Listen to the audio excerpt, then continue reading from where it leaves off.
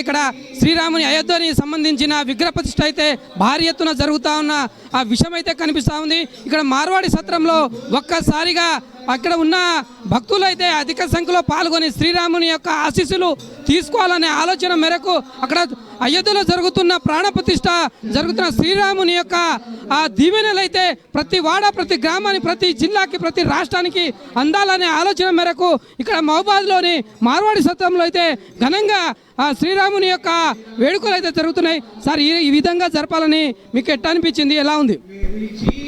500 సంవత్సరాల నుండి మనం ఎదురు చూస్తున్న ఈ శుభ గడియలు ఈ రోజుతోటి ఇప్పుడు శ్రీరాముని వారి ప్రాణ ప్రతిష్టతోటి మన అదృష్టం అనుకోవాలి. మన 10 తరాలు చూడని అదృష్టం మనకు కలిగినది.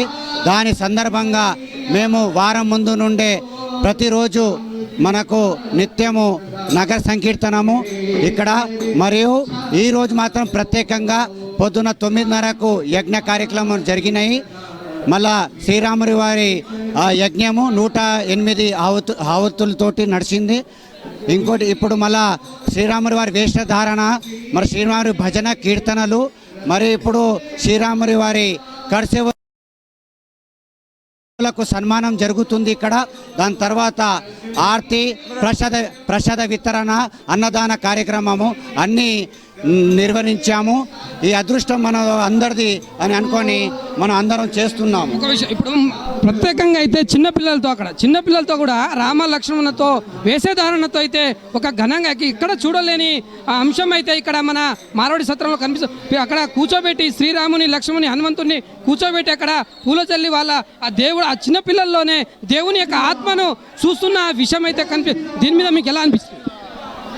పిల్లల్ని వేషధారణ వేయటానికి కారణం ఏంటంటే వాళ్ళ దాంట్లో కూడా శ్రీరాముని మీద భక్తి, మన యొక్క చరిత్ర గురించి వాళ్ళకు కూడా తెలియాలి అనే ఉద్దేశంతో చిన్నపిల్లల్ని వేషధారణ వేసామండి.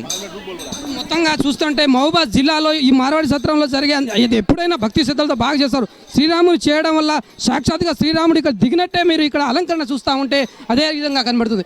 అక్కడ మన చిన్నపిల్లల్లో చూస్తూ ఉంటే అటు శ్రీరాముని యొక్క లవకుశాలు సంబంధించింది కూడా వాళ్ళ మనసు ఆ రూపంలో కనిపిస్తూ ఉంది. మీకు ఎట్లా అనిపిస్తుంది?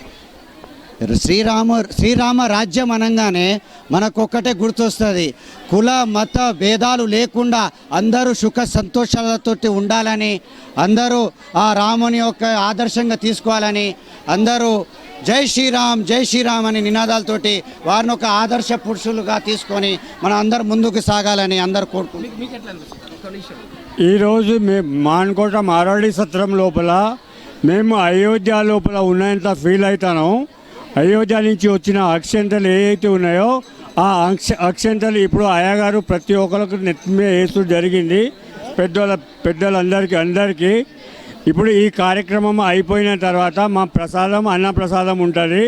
మా నెక్స్ట్ ప్రోగ్రాం అది ఉంటుంది. అందరు భక్తులు భారీ సంఖ్యలో వచ్చినందుకు ధన్యవాదాలు. జై శ్రీరామ్, జై శ్రీరామ్, రామ్ లక్ష్మణ్ జానకి, రామ్ లక్ష్మణ్ జానకి. ఓకే, మొత్తానికి చూస్తూ ఉంటే ఇక్కడ పండగ వాతావరణం అయితే కనిపిస్తూ ఉంది. మొత్తంగా మహబూబాద్ జిల్లాలో మార్వాడి సత్రంలో జరుగుతున్న శ్రీరాముని యొక్క రక్ష అయితే ఎలాగనే వచ్చేసింది, వాళ్ళ యొక్క ఆత్మలో అయితే దిగినట్టయితే కనిపిస్తూ ఉంది. మొత్తంగా చూస్తూ ఉంటే ఇక్కడ శ్రీరామ రక్ష అనేది ఇవాళ ప్రాణప్రతిష్ఠ చేస్తున్న అయోధ్యలో చేస్తున్న 500 సంవత్సరాల చరిత్రని మాత్రం ఇక్కడ కనిపిస్తున్న దాదాపుగా 1500 సంవత్సరాల చరిత్రని ఒక్కసారిగా ఇప్పుడు మన మధ్యలో ఇటు పండగ లాంటి వాతావరణాన్ని జరుపుకోవడం మా అదృష్టం అని ఇక్కడ మార్వాడి సత్రం నుండి ఉన్న భక్తులు అయితే కోరుతున్న విషయం అయితే కనిపిస్తుంది. అంత టీవీ ప్రతినిధి సీతారాంతో ఫేస్ టు ఫేస్ మహబూబాద్ నుంచి.